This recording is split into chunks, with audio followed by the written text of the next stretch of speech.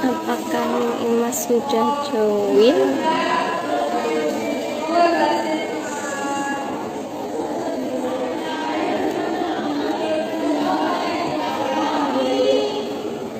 Sebentar ya teman-teman.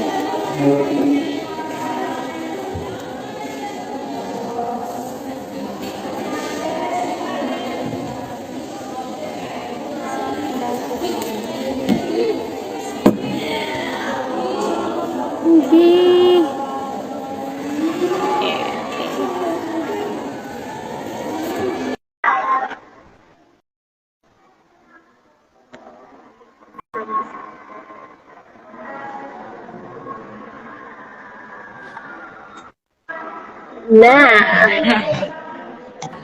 siapa dulu?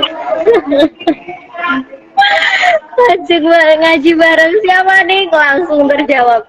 Siapa dia? Assalamualaikum Neng Besti. Ribon? Assalamualaikum Neng Besti. Waalaikumsalam Ning Besti. Astagfirullah, ini gimana sih? Kayak gitu. Oke, kita mulai nggih. Bismillahirrahmanirrahim. Assalamualaikum warahmatullahi wabarakatuh. Alhamdulillahirabbil alamin. Wassalatu wassalamu ala asyrofil anbiya'i wal mursalin. Sayyidina wa maulana Muhammadin wa ala alihi wa sahbihi ajma'in. Amma ba'd. Yang terhormat Ibu Nyai Hajah Hani Maftuhah Afif selaku Ketua Umum JP3M Nusantara. Yang terhormat para Ibu Nyai jajaran kepengurusan pusat JP3M Nusantara. Yang terhormat Ketua Nawaning JP3M Nusantara Ning Petra Nur Hikmah beserta jajaran kepengurusan Nawaning JP3M Nusantara. Yang terhormat seluruh pengurus JP3M yang ada di daerah baik di Indonesia ataupun internasional. Yang terhormat Ning Imas, kebanggaan kita semua. Ning Imas yang dari Pondok Pesantren Al Ihsan Lirboyo dan teman-teman followers JP3M Nusantara dan juga tentu saja followersnya Ning Imas yang berbahagia pada pagi hari ini. Perkenalkan, saya Sulma Safina. Pada pagi hari ini saya akan derekaken jenengan sedanten ngaos kitab Safinatun Najah dalam pasal syarat sahnya puasa dan syarat wajibnya puasa. Ngaten nggih. Leres ning bapak niku nggih. Langsung mawon biar gak kelamaan karena sudah harusnya jam 9, ini setengah 10, sudah ditunggu-tunggu. Monggo langsung mawon ning Imas. Assalamualaikum warahmatullahi wabarakatuh. Alhamdulillah Neng Sulma Waalaikumsalam.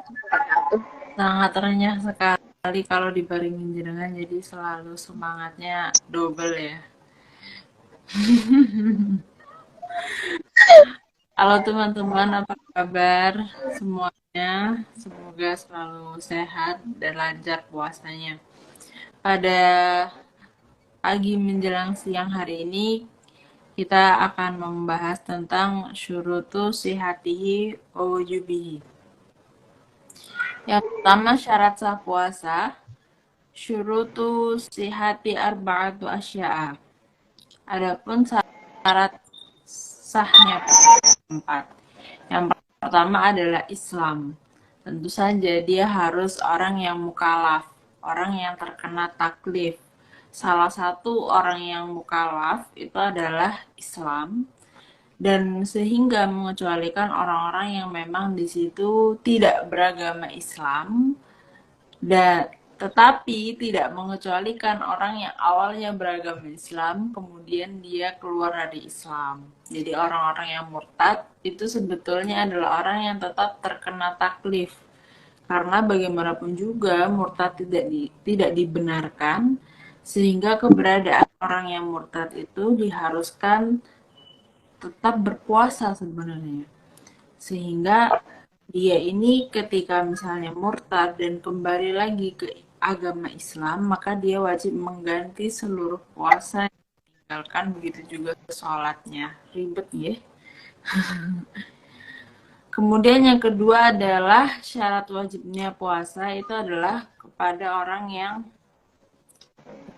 berakal. Nah, orang yang berakal di sini mengecualikan orang-orang yang gila atau orang-orang yang idiot, orang-orang yang akalnya tidak berfungsi dengan sebagaimana mestinya. Bagaimana kalau misalnya orang yang kena mental?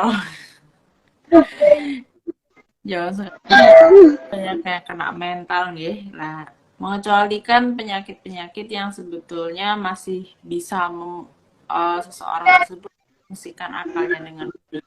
Sehingga maksudnya yang tidak berakal itu adalah orang-orang yang memang betul-betul tidak normal secara akal dan tidak dianggap normal secara kebanyakan orang. Jadi memang betul-betul orang yang gila atau orang yang idiot.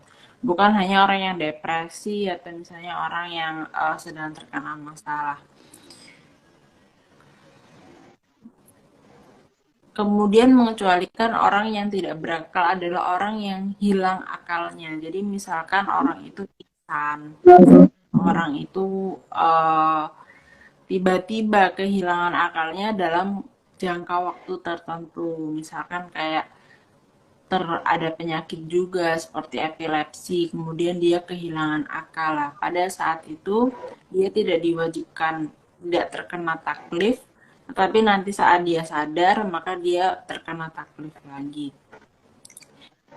Kemudian yang keempat adalah naqa'u an nahwi haidin, bersih atau suci dari haid ataupun nifas. Tetapi tidak istihadah, karena istihadah itu dianggap sebagai orang yang suci. Nah, bersih dari haid dan nifas ini adalah mane atau penghalang dari puasa. Bersih dari haid dan nifas ini merupakan sesuatu yang mewajibkan seseorang untuk berpuasa.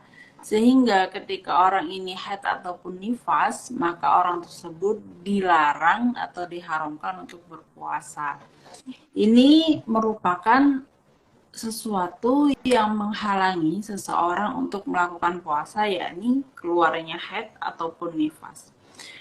Tetapi ketika orang itu sudah bersih dari haid dan nifas meskipun belum mandi, maka maneknya itu hilang. Sesuatu yang membuat dia melarang dia untuk berpuasa itu hilang. Sehingga ketika dia selesai haid dan nifas, belum mandi tapi sudah bersih, maka dia tetap memiliki kewajiban untuk berpuasa. Karena kewajiban puasa itu sebab haid dan nifas, bukan sebab orang yang junub. Jadi kalau misalnya dia dalam keadaan junub, maka dia wajib berpuasa. Kan namanya orang yang selesai dari haid dan nifas tapi belum mandi, namanya kan orang junub.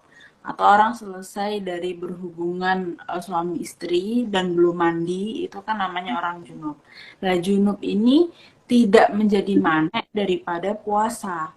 Tetapi yang menjadi manek atau menjadi sesuatu yang mencegah untuk melakukan puasa itu haid dan nifasnya. Sehingga ketika sudah bersih dari haid dan nifas, kok dia belum mandi dalam keadaan junub, tapi misalnya sudah subuh, ya dia tetap harus berpuasa. Mandinya nanti setelah subuh nggak apa-apa.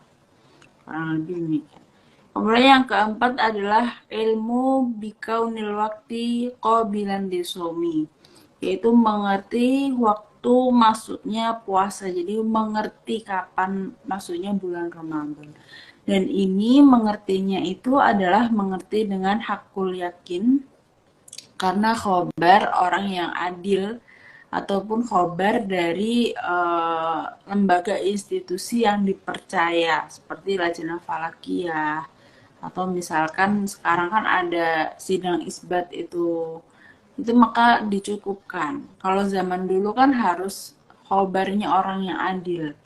harus orang yang tersebut adil syahadah. Adil syahadah itu adalah orang yang adil dalam memberikan saksi di pengadilan karena dia bukan orang yang fasik. Jadi orang yang adil syahadahnya, orang yang adil syahadah saksinya ataupun ungkapannya ataupun pemaparannya itu adalah orang yang di situ bukan orang yang fasik. Orang fasik itu orang yang tidak pernah melakukan dosa besar dan tidak konstan melakukan dosa kecil.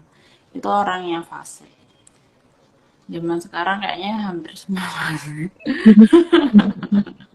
Tapi ya nggak boleh seudon besti, jadi kita harus susah. Nah, di situ sehingga orang zaman dulu tuh harus dari khobar orang yang adil syahadahnya. Khobar daripada munculnya hilal. Lah orang yang adil syahadah itu salah satunya juga selain tidak fasik adalah orang yang memang mengetahui dengan pasti terlihatnya hilal. Jadi dia menguasai lah ilmu falak. Kalau zaman sekarang nggak usah susah-susah gitu mencari orang yang adil, tinggal buka sosmed atau buka TV, di situ sudah mencukupi karena itu menjadi perpanjangan tangan daripada lembaga ataupun lajnah falakiyah daripada sidang isbat yang dilakukan di Jakarta sana. Sebetulnya sekarang itu sudah sangat mudah sekali.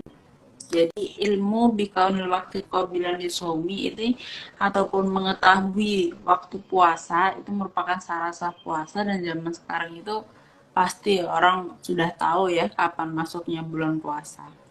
Karena pasti akan diberitakan di mana-mana. Kalau zaman dulu susah. Jadi kalau misalkan zaman dulu itu ada daerah yang misalkan yang satunya terlihat hilal, di Semarang kelihatan hilal, di Kendal kok nggak kelihatan hilal lah, maka Kendal itu akan disamakan dengan Semarang. Karena apa? Karena jarak antara Kendal dan Semarang itu tidak ada masafatul qasri. Jadi kalau misalnya jaraknya itu sudah sampai masafatul qasri, maka konsekuensi penglihatan hilal itu bisa jadi berbeda. Tetapi kalau misalnya jaraknya tidak sampai masafatul qasri, dia dianggap satu daerah dan dianggap satu balad, sehingga konsekuensinya ketika satu daerah yang tidak sampai masafatul qasri itu terlihat hilal, maka dia juga tidak masuk waktu Ramadan. Kalau misalnya daerah itu kelihatan hilalnya, maka masuk Ramadan. Jadi maksudnya begini, masafatul qasri itu kan sebagian ulama minimalnya 88 km. Kalau misalkan di Kediri kelihatan hilal, di Nganjuk nggak kelihatan, berarti Nganjuk itu ikut Kediri.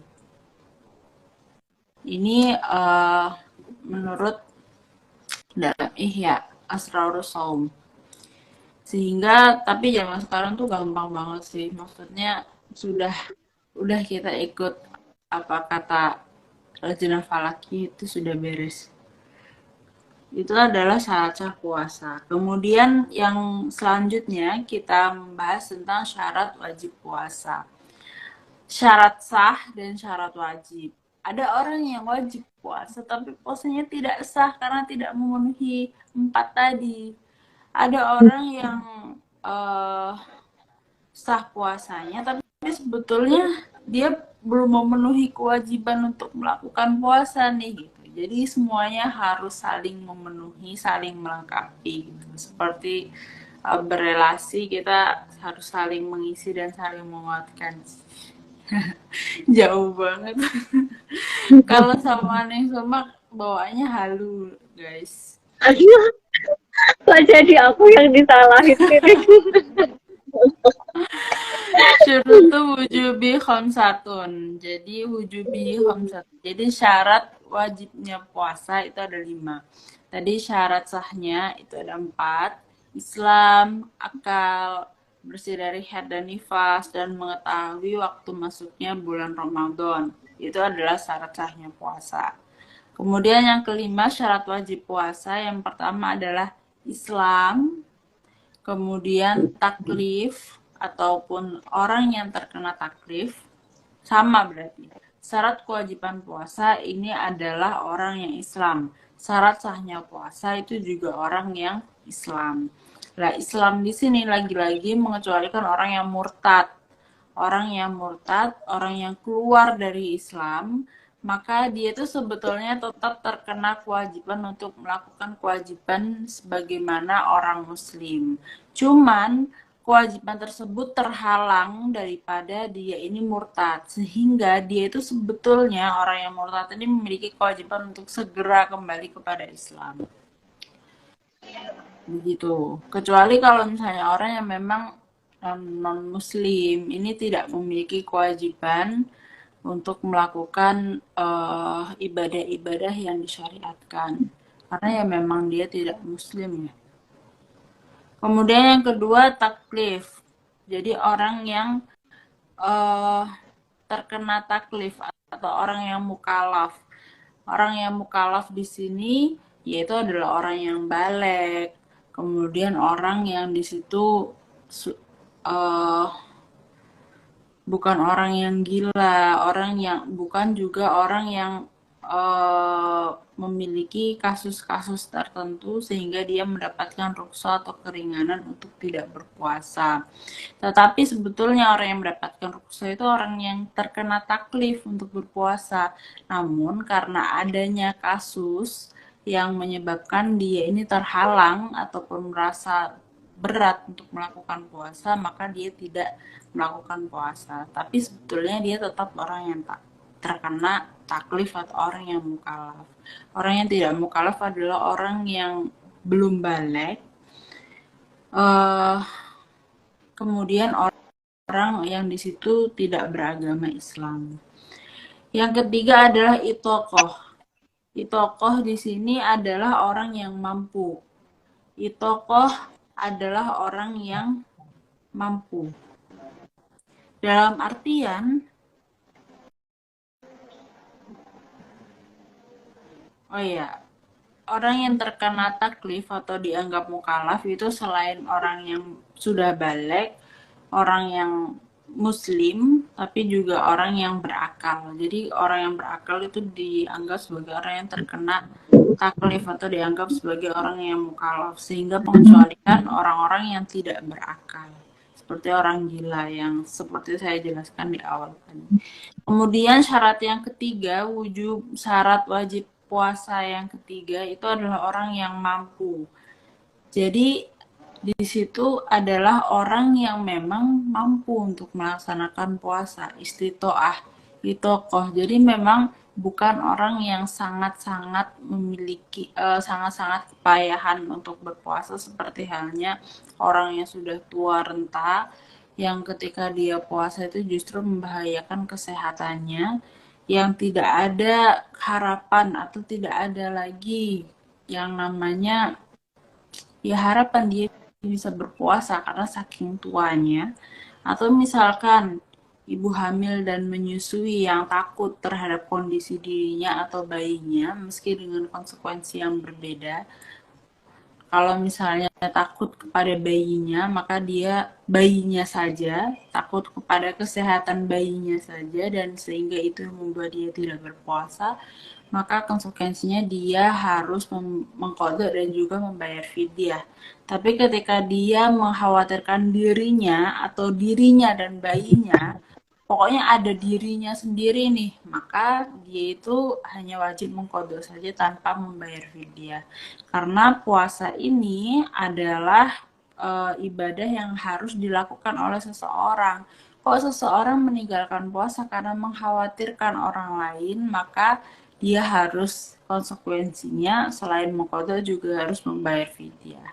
Berbeda kalau misalkan dia ini tidak puasa karena mengkhawatirkan dirinya sendiri dan dia sendirilah yang terkena kewajiban untuk melakukan puasa, dan syarat sah puasa adalah orang yang memang mampu. Jadi ketika tidak mampu itu merupakan sebuah rukhsah, merupakan sebuah keringanan, yakni dia boleh tidak berpuasa tapi dengan konsekuensi mengqadha tanpa adanya fidyah. Karena syarat wajib puasa ini itokoh ataupun mampu. Jadi orang itu mampu Jadi orang itu mampu untuk mendatangi kewajiban puasa. Kalau misalkan orang sakit bagaimana? Ya kalau misalkan dengan berpuasa dia semakin lemah, semakin pemulihannya lama, atau ada anjuran dari ahlul khubroh, dari dokter atau orang yang ahli di bidangnya itu untuk tidak berpuasa, ya tidak berpuasa tidak apa-apa. Atau misalkan orangnya ini memiliki kasus tertentu, dalam artian dia tidak bisa tidak makan dalam jangka waktu tertentu, maka dia juga harus yang namanya kok harus, maka dia juga boleh yang namanya puasa. Ya kita tahulah pokoknya ukuran-ukuran untuk orang yang mampu itu seperti apa, kita sendiri tahu dan bisa mengukurnya.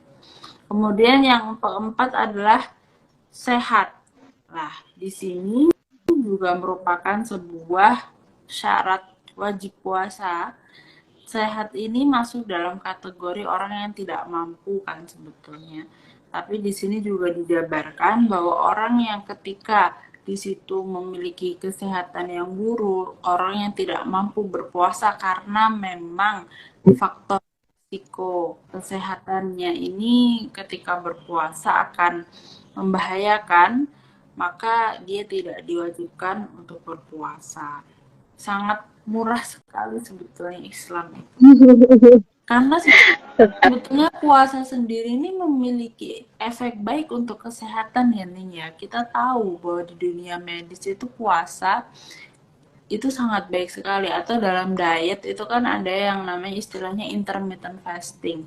Intermittent fasting itu juga merupakan jendela makan yang di situ sangat baik untuk kesehatan dan efisien sekali untuk diet. Jadi ketika dalam jangka waktu tertentu tubuh tidak mendapatkan asupan makanan, tubuh itu justru menggerogoti sel-sel ataupun sel-sel yang tidak baik di dalam tubuh kita sehingga membersihkan tubuh kita dari dalam. Itu kata medisnya.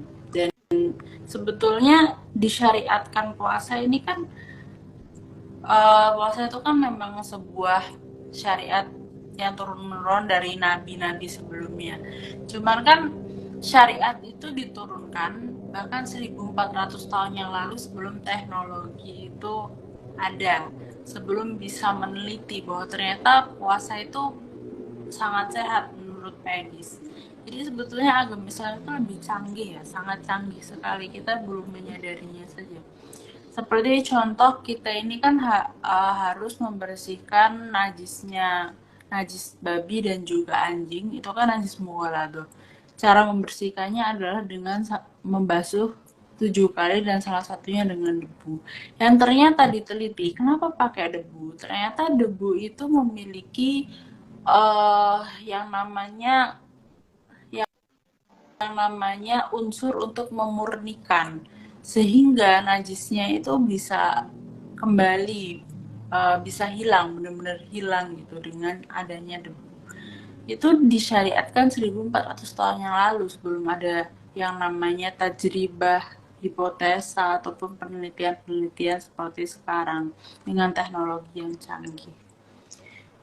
Kurang lebih demikian. Kemudian syarat wajib puasa yang terakhir itu merupakan iqomah atau orang yang mukim.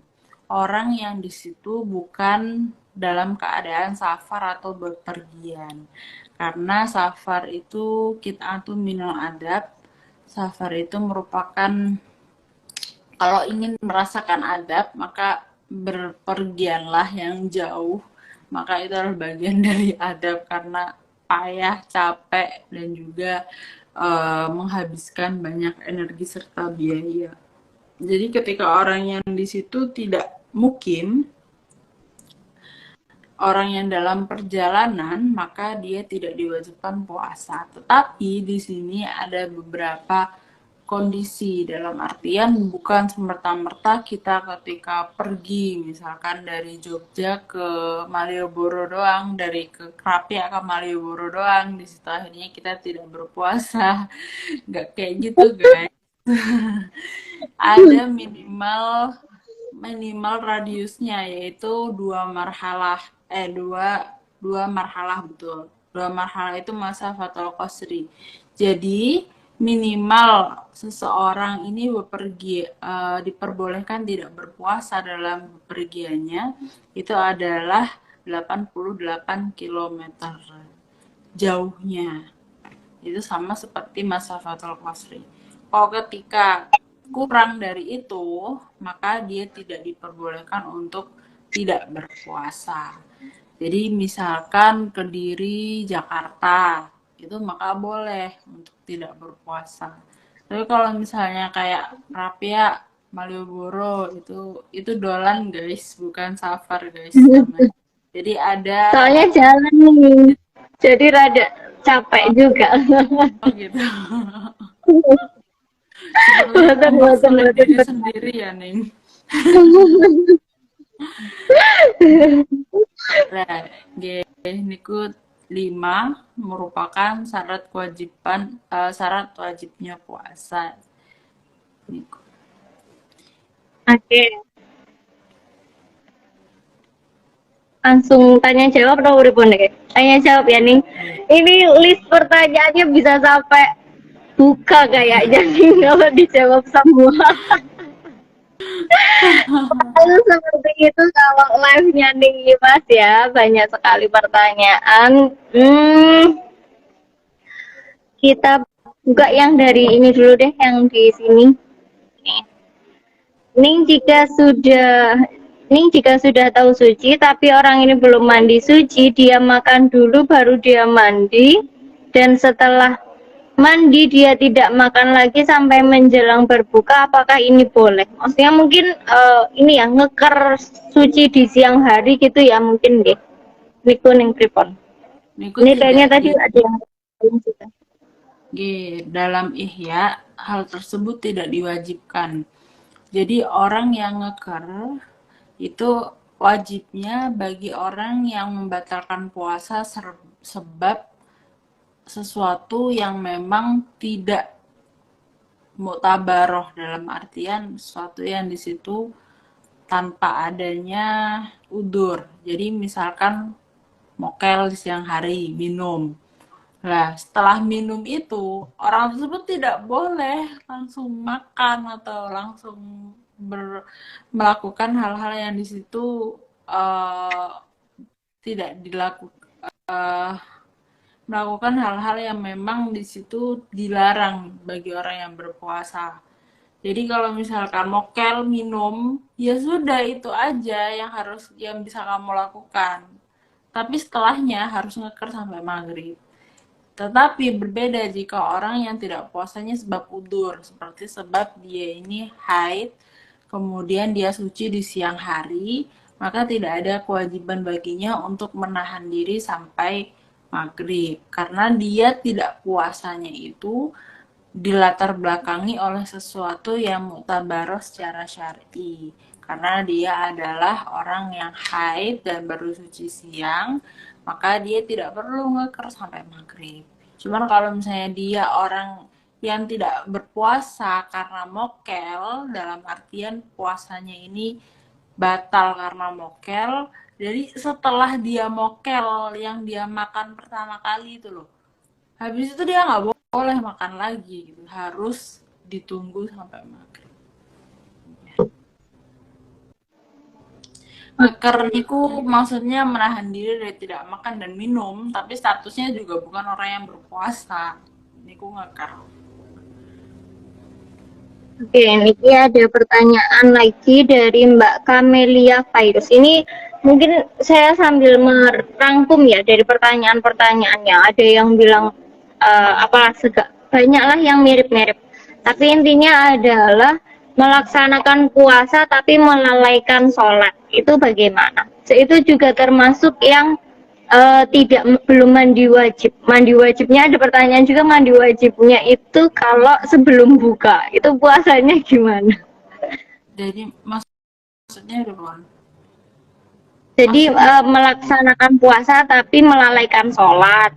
Terus juga ada lagi pertanyaan puasa tetapi belum mandi wajib seharian. Mandi wajibnya menjelang buka puasa, itu sah juga apa enggak puasanya?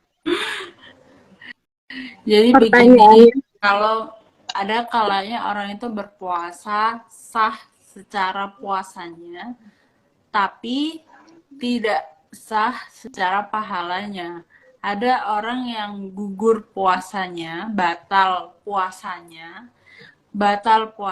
itu konsekuensinya kan kodok. Tetapi kalau batal pahala puasa, konsekuensinya dapat lapar dan minum saja. Itu seperti halnya orang yang berpuasa tapi tidak melaksanakan kewajiban yang lainnya.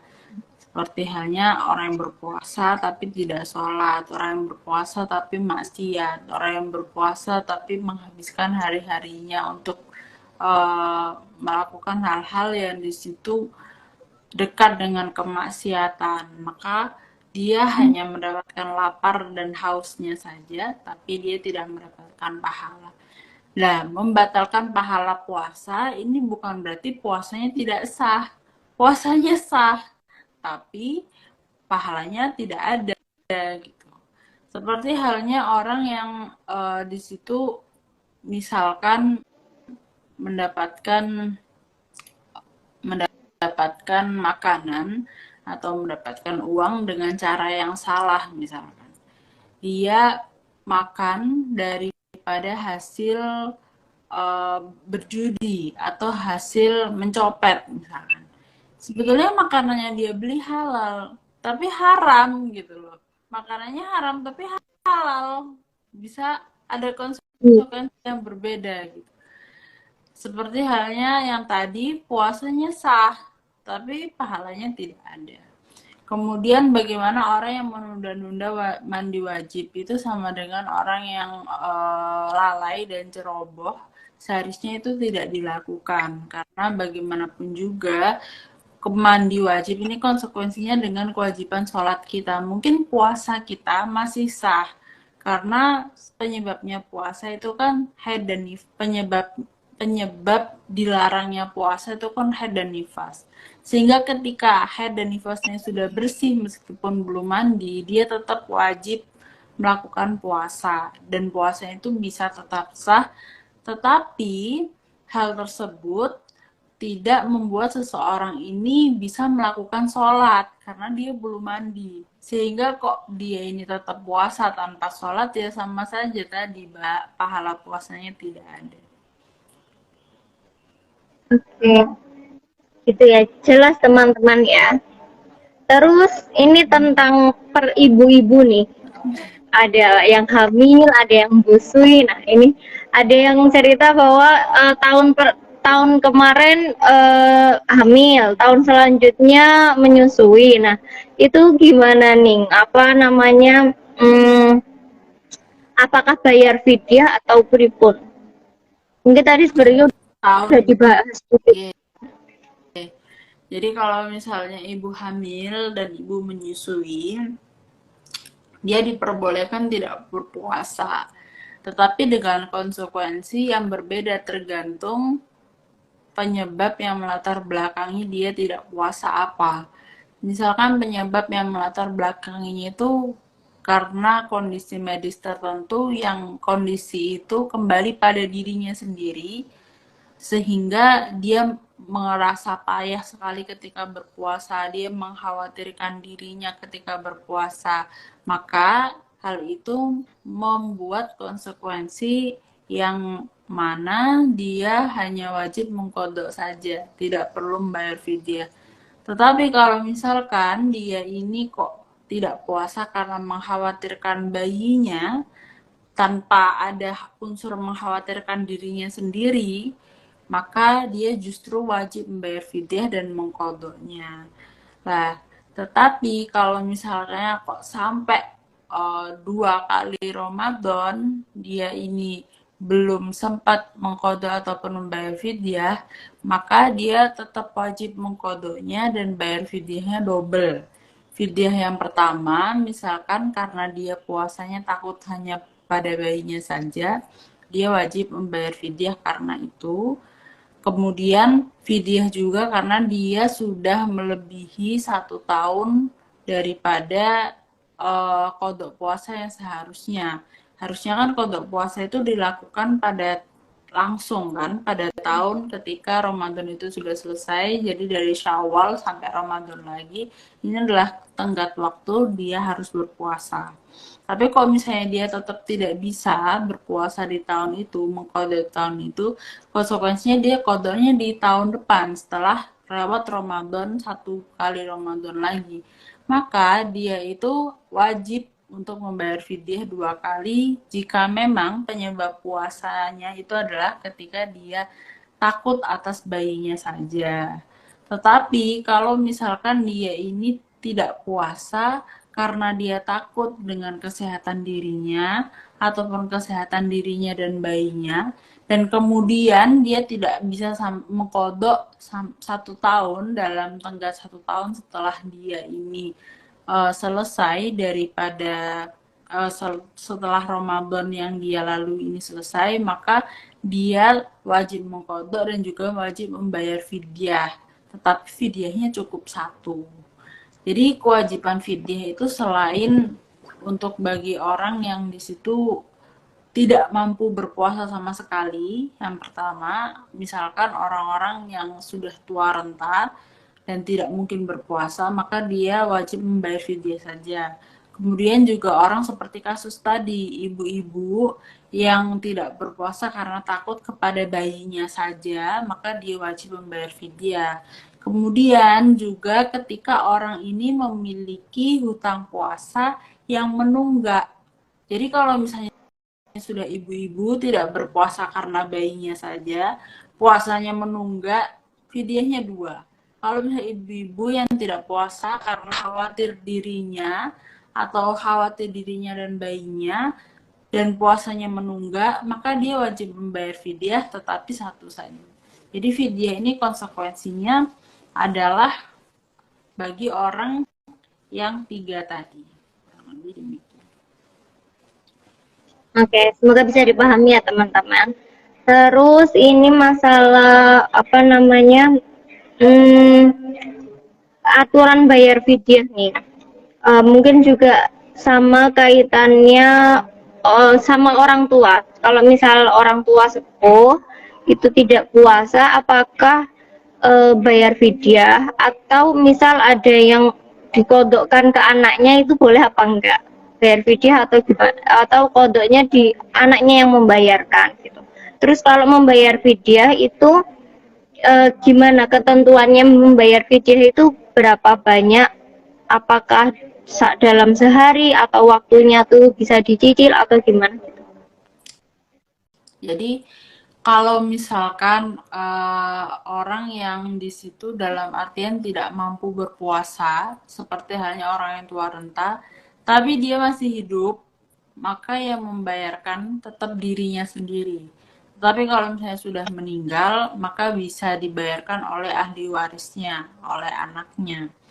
Tapi di situ ada beberapa ketentuan. Namun bagi seorang yang di situ memang masih hidup, kemudian kok sudah tidak mampu lagi berpuasa, seperti halnya orang tua, seperti yang saya jelaskan tadi, itu tetap harus dirinya sendiri yang memberikan fidyah. Nah, di sini ketentuan fidyah itu sebetulnya 6,75 ons, jadi bisa dibulatkan 700 gram makanan pokok di daerahnya. Jadi di Indonesia ini bisa beras dengan lauknya, dan fidyah ini merupakan makanan yang sudah matang. Jadi memberikan makanan kepada orang fakir miskin, bukan memberikan sembako. Yang diberikan itu adalah makanan yang matang yang bisa langsung dikonsumsi sehari. Satu orang miskin itu minimal adalah 6,75 gram atau 6,75 ons atau 700 gram. Itu untuk 1 orang. Jadi tidak boleh 700 gram itu diberikan kepada 2 orang, tidak boleh. Jadi 1 orang itu berhak mendapatkan 700 gram. Tetapi 1 orang itu boleh mendapatkan lebih dari 700 gram atau 700 gram dikali 2. Jadi misalkan eh, satu orang itu memiliki tanggungan fidyah sebanyak 5 hari.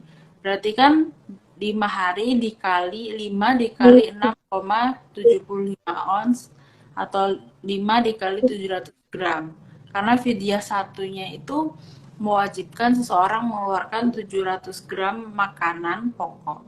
Nah, jadi dia memberikan tanggungan 5 hari puasanya itu dalam artian 700 gram dikali 5 diberikan kepada satu orang saja itu mencukupkan, nggak apa-apa. Jadi diberikan kepada satu orang miskin itu nggak apa-apa. Tapi kalau misalkan 700 gram dibagi dua diberikan kepada 2 orang itu tidak diperbolehkan. Kemudian waktu pembayaran fidyah itu bisa dilakukan ketika masuk pada bulan Syawal, maka hal itu diperbolehkan dia untuk membayar fidyah. Tapi ada juga yang mengatakan bahwa saat Ramadan juga tidak apa-apa gitu. Yang penting di situ dia membayarnya ketika sudah lewat hari daripada dia ini meninggalkan puasa dan hari yang menyebabkan dia mewajibkan untuk membayar fidyah. Bisa difahami ya? Kurang lebih demikian.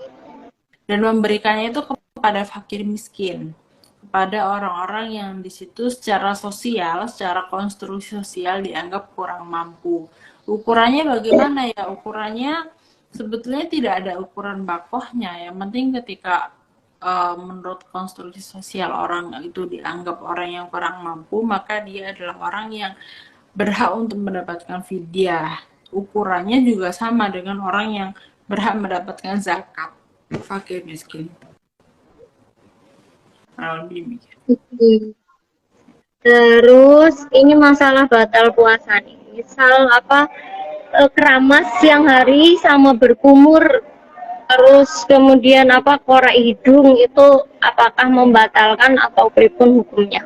Sebetulnya hal yang membatalkan puasa pada dasarnya, pada konsepnya adalah memasukkan sesuatu pada lubang yang di situ memiliki jurusan langsung ke dalam perut, lubang terbuka yang manfaat maftuh, yang jurusannya ke jauh, lubang yang memiliki jurusan langsung ke perut. Berarti mengecualikan hal-hal yang masuk daripada lubang itu. Seperti halnya jarum suntik. Meskipun jarum suntik ini ada khilaf, jadi kalau misalnya jarumnya ini masuk pada nadi yang besar, maka itu dianggap membatalkan puasa. Tapi ketika jarumnya masuk kepada nadi yang kecil, seperti halnya di pantat atau di sini, itu tidak membatalkan puasa. Ini menurut khilafiyah sebagian ulama. Tapi ada juga yang mengatakan bahwa jarum suntik ini mutlak tidak membatalkan puasa karena dia tidak melewati lubang yang di situ lubang terbuka secara alami yang memiliki jurusan langsung ke perut seperti halnya mulut, hidung, kuping dan juga dubur. Oleh sebab itu, ketika seseorang ini berkeramas, maka sebetulnya bukan yang diharamkan tuh bukan berkeramasnya, tetapi kekhawatiran masuknya air keramas itu ke telinga, ke hidung, ataupun ke mulut. Kemudian kalau misalnya orang yang ngorek upil, itu juga tidak membatalkan puasa, seperti halnya orang yang ngorek kuping, karena itu seperti halnya memasukkan alat saja, kemudian mengeluarkannya lagi. Tidak ada asar yang tertinggal di dalam lubang tersebut. Beda kalau misalkan kayak orang yang di situ memasukkan air ke kuping dimasukkan gitu sampai biar masuk nih airnya. Itu kan berarti sengaja nih mau memasukkan sesuatu. Tapi kalau misalnya membersihkan kuping itu kan cuman memasukkan alat, kemudian alat tersebut dikeluarkan lagi. Itu bukan sesuatu yang diniatkan untuk memasukkan hal-hal ya bukan sesuatu yang dianggap memasukkan sesuatu yang bisa membatalkan puasa. Kemudian berkumur, lah berkumur di sini sebetulnya bukan hal yang membatalkan puasa, karena sebetulnya mulut ini dinamakan anggota dohir badan. menurut para ulama. Sehingga dia itu tidak masalah sebetulnya ketika berkumur atau ketika mencicipi makanan sampai tenggorokan ya. Kalau tenggorokan ini sudah batas membatalkan puasa. Lah batas mulut dan tenggorokan itu makrotnya kho. Kita bisa rasakan sendiri kho itu ketika sudah kho ini maka dia sudah nyampe tenggorokan. Mencicipi makanan di mulut saja langsung dikeluarkan itu tidak membatalkan puasa. Tapi kok dicicipinya sampai kepada makrot kho, maka dia membatalkan puasa. Itu juga berkumur. Berkumur itu pada dasarnya tidak membatalkan puasa. Tetapi ketika dia ceroboh, dalam artian dia berkumurnya itu kayak niat banget nih sampai kayak mumpung. Nyolong-nyolong ya nih. Nyolong-nyolong gitu. Akhirnya kok ada yang ketelan beneran lah, dia itu termasuk ceroboh dan membatalkan puasa. Tapi kalau kok dia ini berkumurnya sudah seperti hanya orang yang normal, tidak berlebih-lebihan, tapi kok tetap aja ada yang masuk, dalam artian ketika dia berkumur ada gempa bumi misalkan, atau tidak dikagetin orang, akhirnya apa yang dikumurin itu tertelan, itu kan berarti tidak sengaja, maka hal tersebut tidak membatalkan puasa karena tidak sengajanya. Tapi ketika berkumur dengan cara yang memang dia sengaja untuk ceroboh dan ternyata memang beneran ada yang masuk, itu yang membatalkan puasa. Jadi banyak sekali kasus yang berbeda. Oke, ini masih nih juga tentang itu, berarti makruh atau tidak nih hukumnya? Berkumur itu seperti halnya bersiwak, makruh saat sudah ba'da zawal. Jadi sudah lingsirnya matahari jam 12 siang nih, maka dia itu sudah dimakruhkan untuk berkumur atau dimakruhkan untuk bersiwak ataupun sikat gigi gitu. Tapi kok qabla zawal sebelum jam 12 siang maka tidak ada kemakruhan. Oke. Iya teman-teman, jelas. Kemudian ini masih ramai juga di live chat itu adalah masalah fidyah tadi nih. Kalau beras gimana atau diuangkan itu gimana, dan terus boleh nggak dalam satu hari itu langsung semuanya apa dibagi apa gimana gitu? Ya memang kayak gini nih. Jadi kalau misalkan orang tuh dikasih tahu caranya begini gitu, tapi masih ngenyang juga kalau begini gimana gitu. Dan itu memang akhirnya menghasilkan banyak sekali hukum-hukum yang bervariasi dalam Islam. Akhirnya kita tahu gitu loh, kayak zakat itu kan menurut Syafi'iyah sebetulnya tidak boleh diuangkan, tapi menurut mazhab lain itu ada alternatif yang memperbolehkan untuk diuangkan sesuai dengan harga makanan pokok di daerah tersebut. Nah, bagaimana kalau fidyah? Fidyah ini setahu yang saya pelajari, itu memberikan makanan guys, judulnya, kepada orang fakir miskin. Memberikan makanan itu harusnya sudah matang guys. Berbeda seperti halnya kayak kaifiahnya itu berbeda. Seperti hanya daging kurban itu dibagikan mentah, tapi daging akikah itu diberikan matang. Karena tergantung judulnya, memberikan daging kurban atau memberikan makan. Kalau misalnya judulnya memberikan makan, berarti ya sudah tinggal siap makan, tinggal dimakan guys. Tapi kalau misalnya zakat itu memberikan beras, sehingga apa yang diberikan itu sesuatu yang mentah gitu, bukan sesuatu yang matang. Apakah ada orang yang berzakat dengan nasi? Tanda tanya kan. Karena judulnya itu memberikan makanan. Sehingga di sini yang diberikan orang yang memberikan fidyah itu adalah sesuatu yang sudah matang, yang seharusnya bisa langsung dimakan. Kemudian bisa diuangkan atau tidak, seharusnya tidak bisa ya, tapi kok belum menemukan keterangan itu, karena apa esensinya? Kenapa hanya diberi uang gitu? Ketika kewajiban kita memberikan makan. Cuman mungkin ada yang memperbolehkan seperti halnya zakat, tapi kalau belum menemukan keterangan itu. Nah, lebih demikian. Sebetulnya gampang sih guys, tinggal dibelikan nasi bungkus guys. Iya benar, kosong Nasi lagi nih bungkus ya nasi bungkusnya. ya, tinggal diukur berapa gram sih ini, terus dikasihin ke orang. Semudah itu. Iya. Ya. Gitu teman-teman, caranya gitu, tinggal pesan nasi bungkus aja, langsung dikasihkan ke orang yang eh, seharusnya mendapatkan. Kemudian apalagi nih? Masalah banyak sining tapi rata-rata tuh kayak mengulang-ulang yang tadi itu kayak puasa puasa masa kecil yang sudah lupa masa SMP dulu itu lupa jumlahnya berapa gitu priponing nyaurnya. Maka seperti halnya orang yang sholat, ketika dia memiliki tanggungan kodok sholat, kemudian lupa jumlahnya, maka dia diharuskan mengkodok sampai dia yakin bahwa kodoknya itu sudah selesai. Begitu juga dengan puasa. Ketika dia ini memiliki tanggungan puasa, maka dia diharuskan mengkodok sampai dia yakin berapa jumlah puasa yang dia tinggalkan. Kurang lebih demikian. Oke, terus sama ini nih para pekerja berat itu puasanya apakah ada keringanan atau tidak?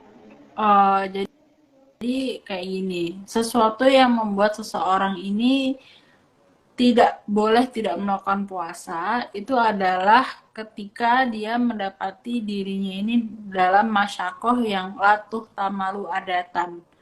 Masyakoh yang tidak bisa ditoleransi secara adat. Dalam artian, kalau misalnya pekerjaan beratnya ini sangat-sangat masyakoh, dia ini harus ngangkut batu terus-menerus dalam konstan waktu dari pagi sampai siang, siang sampai sore. Dalam artian dia betul-betul tidak mampu ketika berpuasa yang memang kesibukannya masyakohnya itu membuat dia ini harus yang namanya melakukan pekerjaan yang sangat berat yang tidak mampu ditanggung secara adat atau ditoleransi secara adat, maka hal itu boleh membuat dia tidak berpuasa.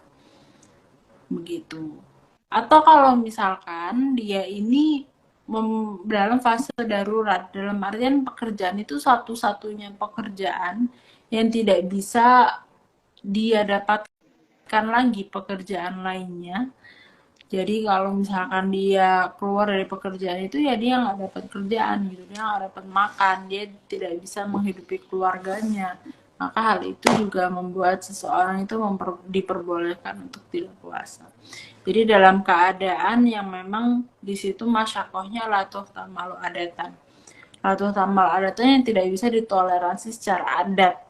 Bagaimana kalau misalnya orang itu melakukan pekerjaan berat setiap dari pagi sampai malam, dalam artian dia seorang kontraktor atau dia ini pengangkut batu tambang yang akhirnya harus mengangkut batu yang segitu beratnya berkali-kali, maka itu sudah dianggap sesuatu yang tidak bisa ditoleransi secara adat karena kita juga tidak mampu melakukan itu tanpa dibantu oleh asupan makanan atau minuman.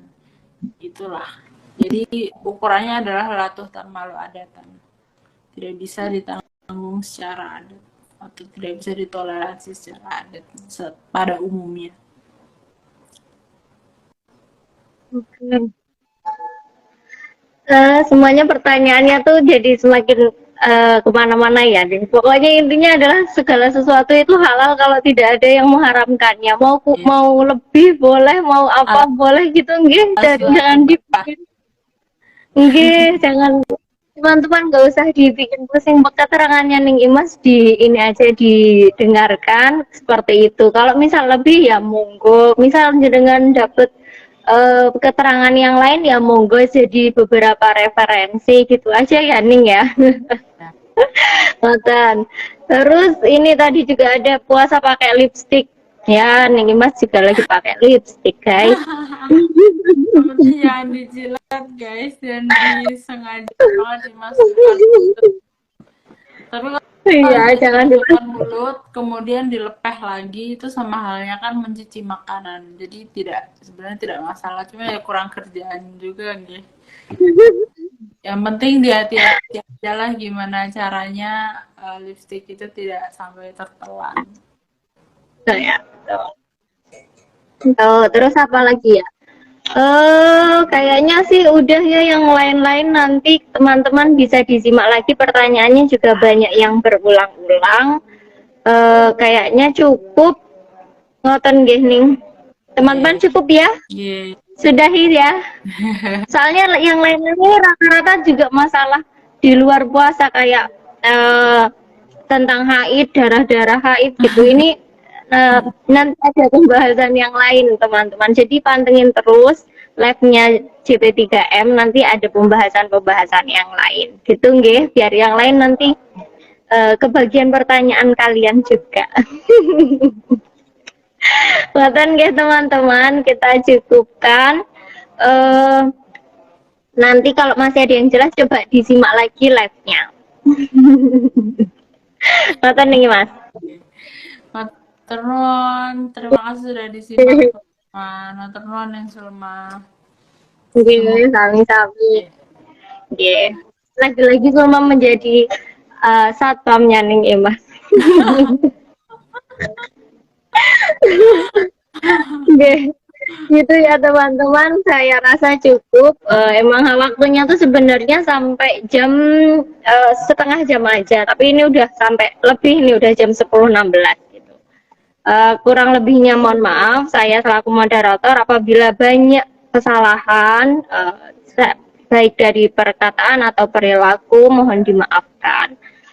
Terima kasih sekali pada Ning Imas atas ilmunya pada pagi hari ini. Terima kasih juga teman-teman yang sudah menyimak, yang sudah bertanya, dan lain sebagainya. Terima kasih. Jangan lupa terus follow JP3M Nusantara dan tonton live-live